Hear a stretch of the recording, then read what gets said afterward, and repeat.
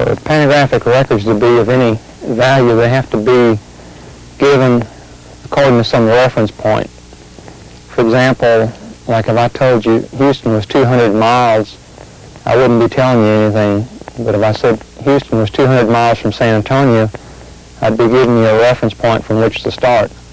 So for the pantograph, we need to mark a couple of reference points on the patient. We'll mark the posterior reference points in front of the ear and the anterior reference point in the front. And by connecting the two, we'll have a horizontal reference plane which we'll relate all the pantographic recordings to. So for the posterior reference point, we can do it one of two ways. This method I'll demonstrate will be called the arbitrary hinge axis because it is not a precise location of the hinge axis. What we do, the ruler has been set up to achieve an average location. The top of the external auditory meatus coincides with the corner of this ruler, and the outer canthus of the eye corresponds to the top edge of the ruler here. So if we line these two up, there's a small hole in the ruler which is 12 millimeters forward and 5 millimeters down. You come in here and make a mark. This will locate your arbitrary hinge axis. Now you need to do this on both sides.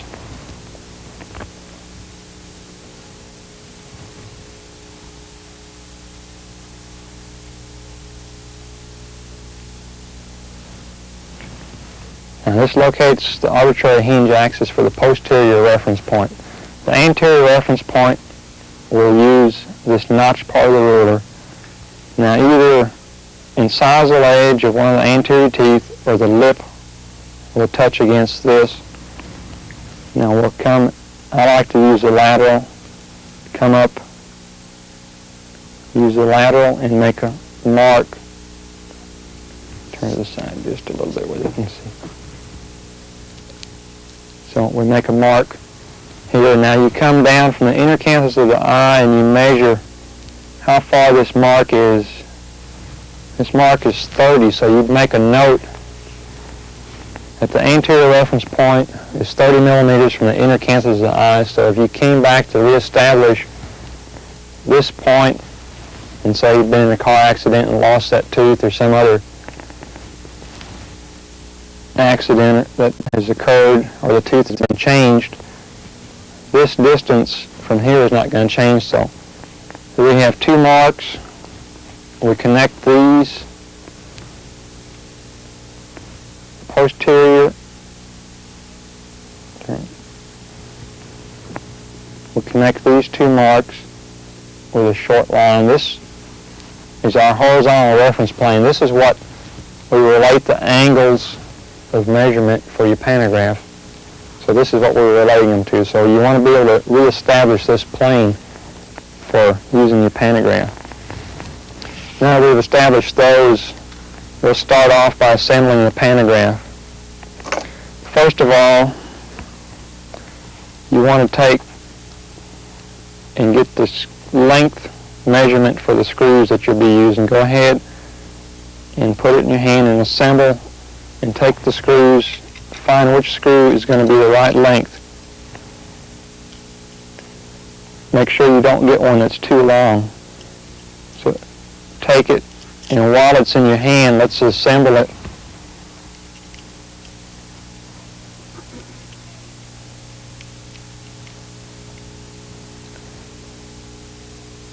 Okay, now make sure that it hasn't pried the acrylic off and that it's a firm attachment on here. If this is the case, then go ahead and take the screw out. You want to check this while it's out of the mouth while you can see and make sure that this isn't going to be knocking it off. Once you get it in the mouth, you get the lips over. It's a little bit harder to see what's going on.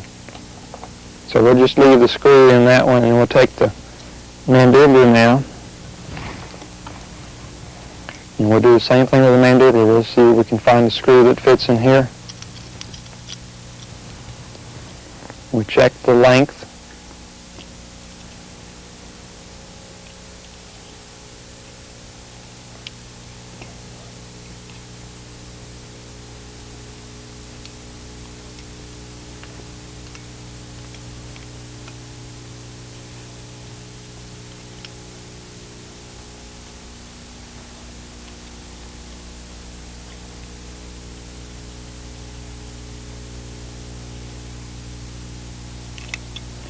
And tighten it and check that it hasn't broken the acrylic loose and that it's a tight, snug fit on here.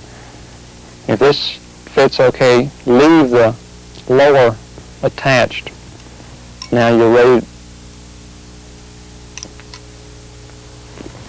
take the lower,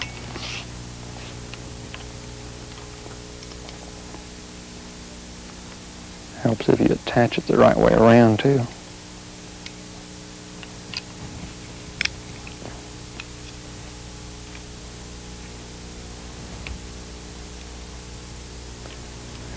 Place the lower in the patient's mouth. Put the upper clutch closed down. Now,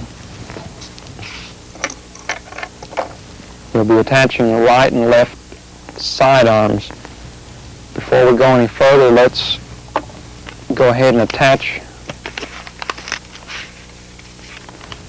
Okay, here's tracing pads. They're wax pads, so when you peel them off, peel the paper back. Don't bend the pad. Place them on this. Now we'll place them on the side arm.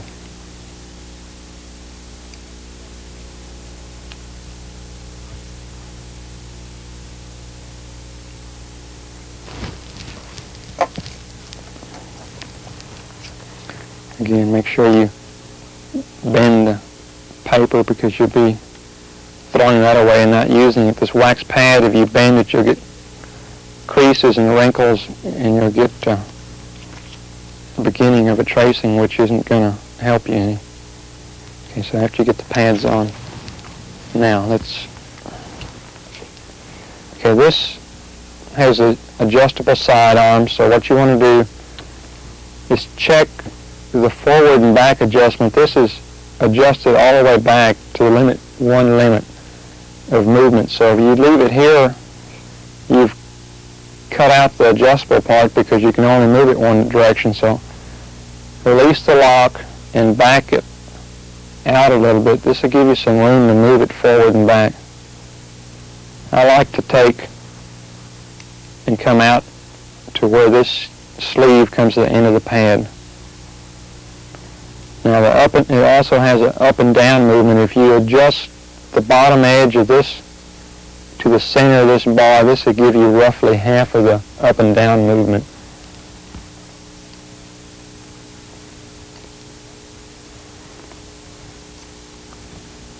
Now to assemble the side arm.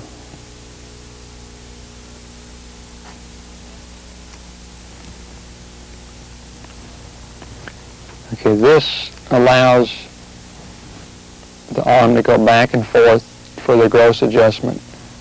Adjust it back roughly to where you want it. Adjust this one back roughly to where you want it. Now, you'll have the patient go forward, back, Make sure that the patient is back in centric relation when you adjust these pins back here. This looks like we're real close. We'll bring it forward just a little bit and be right on, and we'll go ahead and snug up our adjustments here, and we'll go ahead and lock it, and then we'll back this pin out a little bit so we won't be scratching. Now this pin on the side should just lightly be touching the side of the face. It shouldn't be digging into the side of the face. Now we'll turn this way and we'll put this side arm on. Okay, check that you have it in the mid-range of the adjustment on these.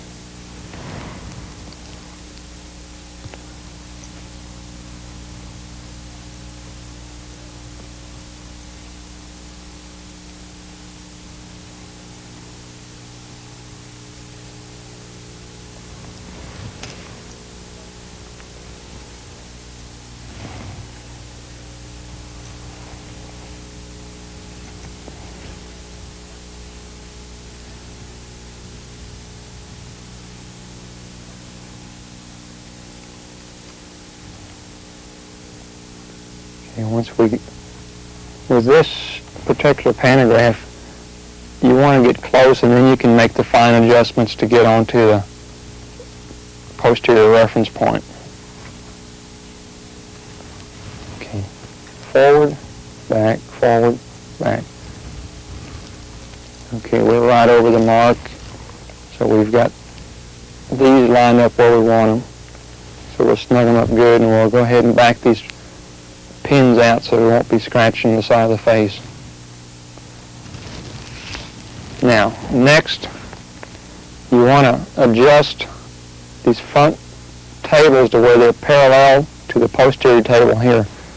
We're slightly up from that, so we'll come in here and tilt these down just a little bit.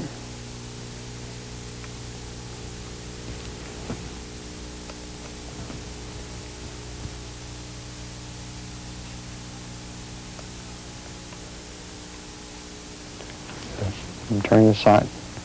These tables should all be in the same plane or real close to the same plane. Now we're ready to start attaching the scribing. Make sure you pull all the pins up on here. We've pre-checked the screw length, so we know the screw length's not going to be any problem.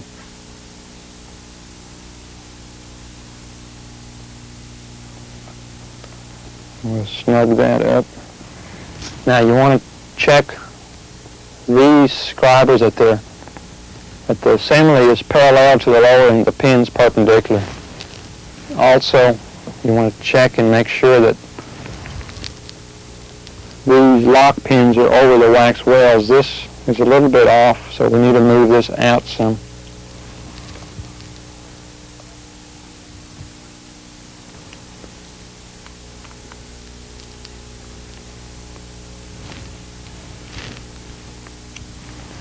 Okay, this over the wax well. The other pin is over the wax well. We're a little bit off parallel.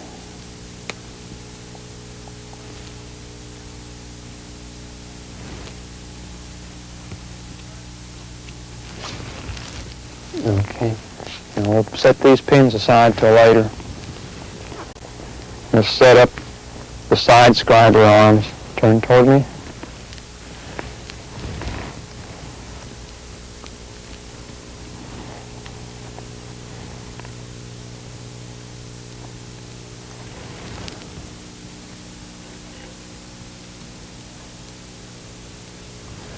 Again, have all the pins pulled out when you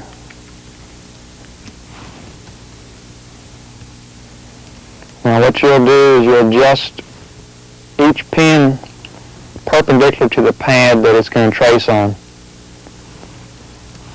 Now for this vertical pad, you want the pin 2/3 of the way to the front and halfways up and down. So we'll move the same for the horizontal pad. You want the pin 2/3 to the front and halfways in and out on. So we'll check position here, and we'll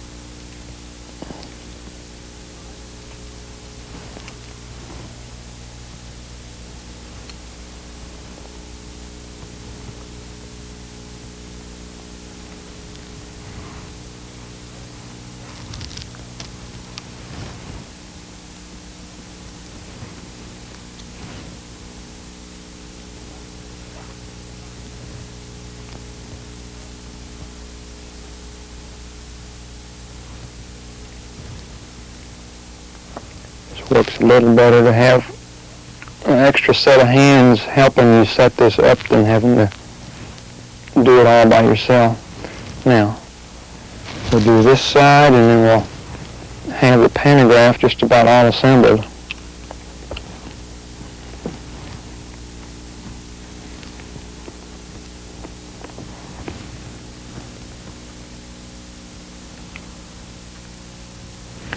We'll set this angle, get this angle set on the end, and then we can adjust the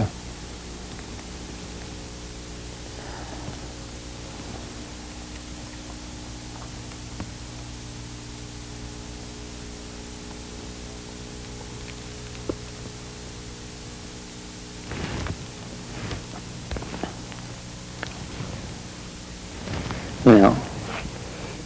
When you have them all set, we can go ahead and take these pins off the back.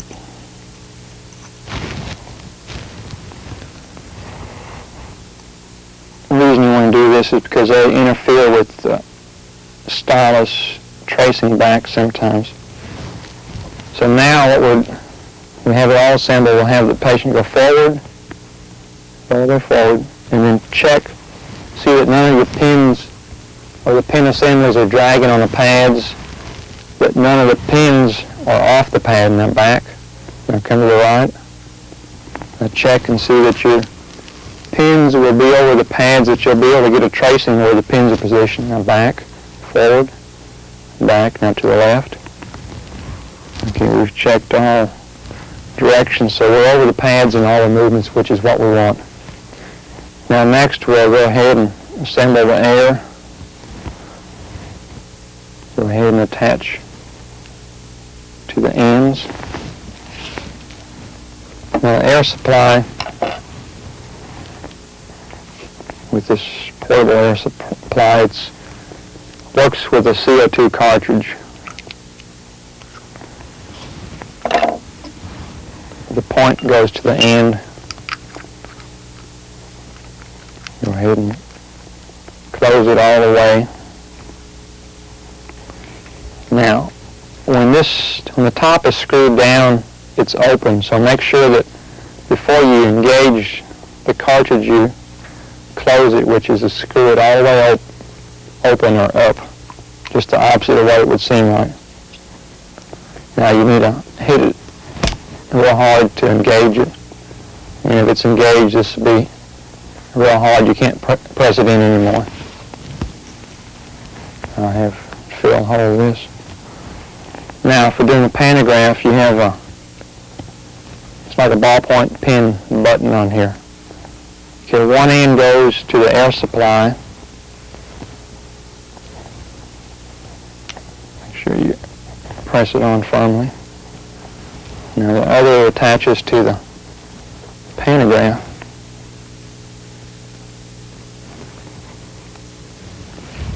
Now you want to screw that down on the top, and if we have air pressure, the pins should pop up. See, the pins are firm there. Now,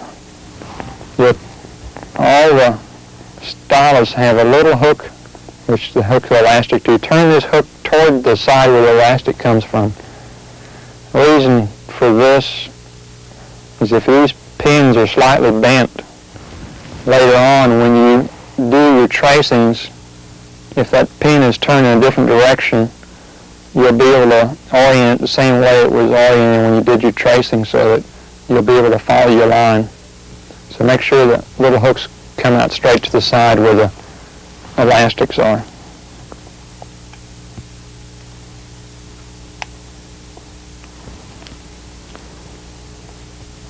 Now the pantograph is all assembled and ready to go for the tracing.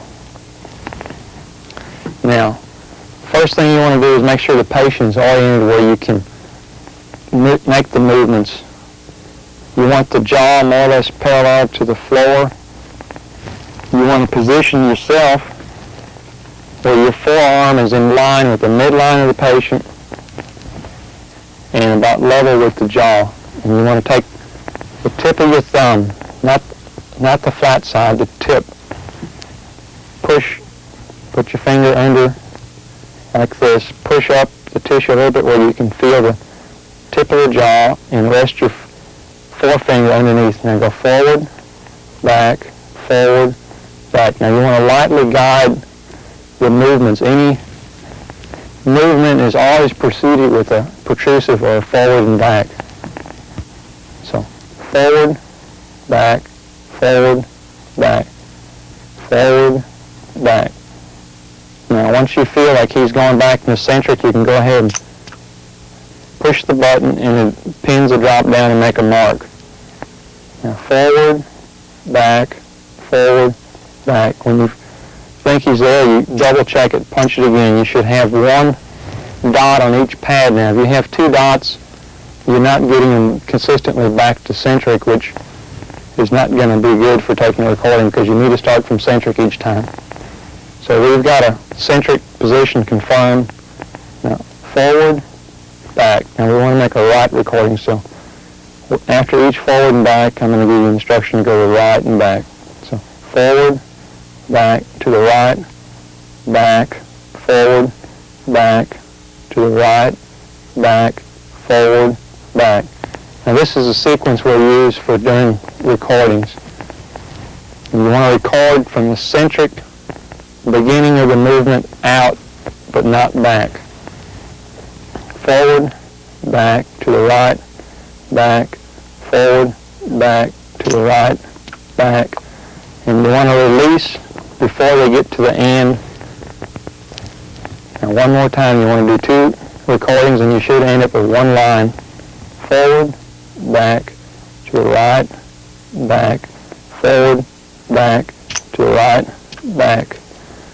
Now, we've got one line on here, so we can feel fairly certain that we have a border tracing here because the border movements are reproducible. Now let's try the other side. Forward, back, to the left, back, forward, back, to the left, back, forward, back, to the left, back, forward, back, to the left, back, forward, back, forward, back. Now this completes the pantographic tracings. You do two right movements, two left movements, and one protrusive. Protrusive, you're not going to be able to get two consistent lines because you're going to not have a lateral guiding to this. You'll have a superior guiding, but not a lateral guiding. So now that we have this, we want to go ahead. We'll take we'll leave the pins on, the elastics on right now, but we want to pin the wax wells. Go ahead and hold this for me. We'll heat up these pins.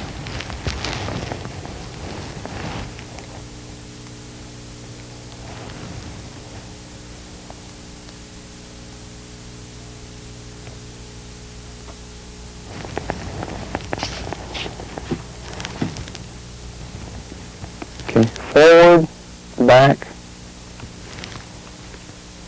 and drop these down into the wax wells.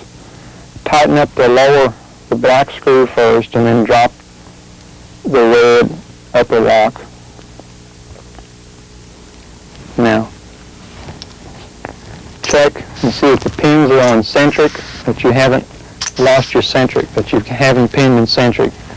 If these correspond, then you're ready to go ahead and take your elastics off. And you can shut off the air supply.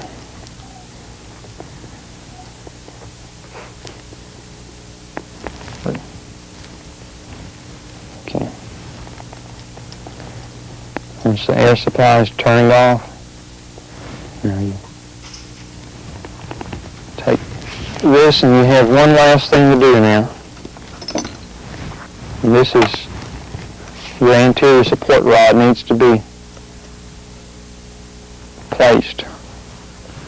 Now this little offset should go straight to the side. If you take the small hole in the end of the ruler again, lay it back over here, you can adjust. Let's turn to the side here.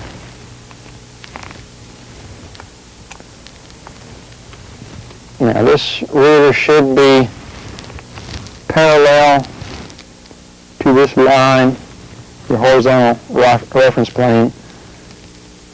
The support rod should be perpendicular to this line, in other words, a 90-degree angle here. So get the height and get the angle.